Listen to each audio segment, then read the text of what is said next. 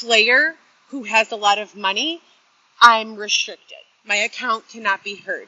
We're living in the United States of America where we have the amendment, First Amendment right. Is it First Amendment? History is not my strong point. It's not my major, and I don't really know much about it. My background is in business management with a focus on healthcare administration, but we do have the right to free speech. And in having that right, it's really fucked up to acknowledge that if you have money, you can silence an account or a perspective or an opinion. Okay, like that should not be. And when we discuss V-Law, which is one of my trademarks, VLAW, which also happens to be an acronym for my children's first names, and when we're governing the virtual space, we have to evolve into a place where we can correct and effectively navigate these things and then say, no, we're not going to accept this. I just was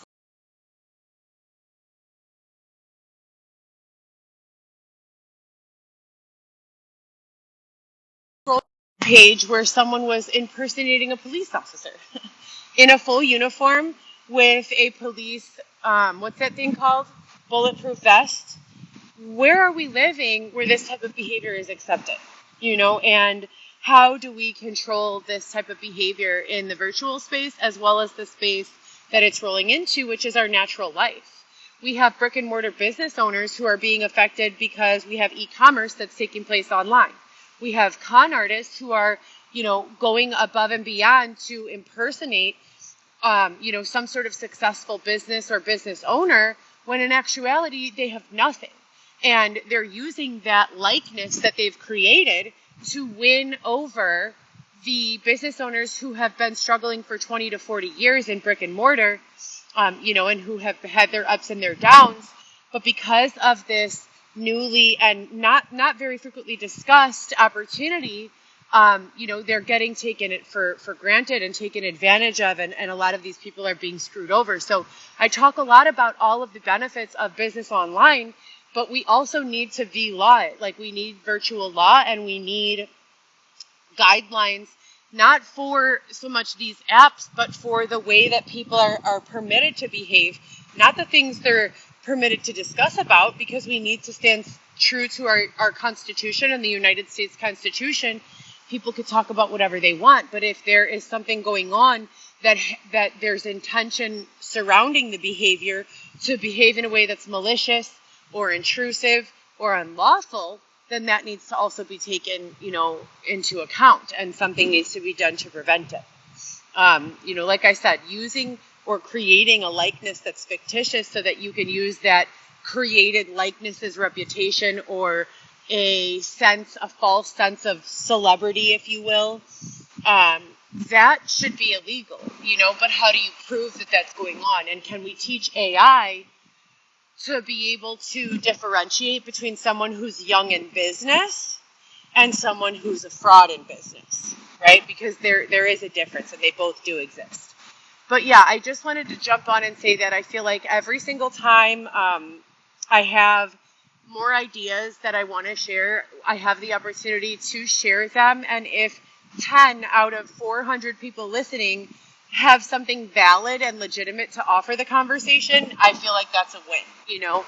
Add me here or on the Instagrams or the Facebooks or the Twitters or the email, whatever. But I'm genuinely interested in continuing conversation with regards to these topics and coming up with solutions that are workable and, that allow for new opportunity, and not only new, but trampolining opportunity, so that we don't have so many people in entry-level spaces where they're just barely making it, but so that we can give other people the opportunity to trampoline themselves into the AI field, sector, virtual law sector, or field, and propel people to a space where they can truly live, not just survive. All right, you guys, have a great day. My battery's about to die. Xavier ran into his father's house to pick up something that I need for my daughter's birthday, and I have to go potty so bad. You'll notice that I'm pacing. Xavier has been fantastic at being incredibly rude for the last 3 days, so he knows that I have to go potty, and he's literally taking his time. He said he was going to meet his father in the entryway of his home and then come right back out, and it's been like literally 30 minutes. And he has no phone right now, so I can't even call him. This is an ongoing, if you guys have been watching, it's truly not for entertainment purposes. There's nothing funny about making someone hold their urine for, 30 to 40 minutes. There's nothing funny about being misleading or deceiving. And for the last, since I met him, this has been, kind of the every 6-month pattern. So I'm praying that we come out of it soon. There's nothing mental health about this. I would say it's more AI or influence kind of is the bigger factor in these types of behaviors. When we discuss mental health, there is no diagnosis that says, oh, you'll be a great, loving, and supportive significant other for 3 months, and then for 4 days you'll be terrible. Like, that doesn't exist. So anyways, that's the update, you guys. I hope everyone is having a good time with life and that you are getting the justice and vindication for your situations. I surely have not.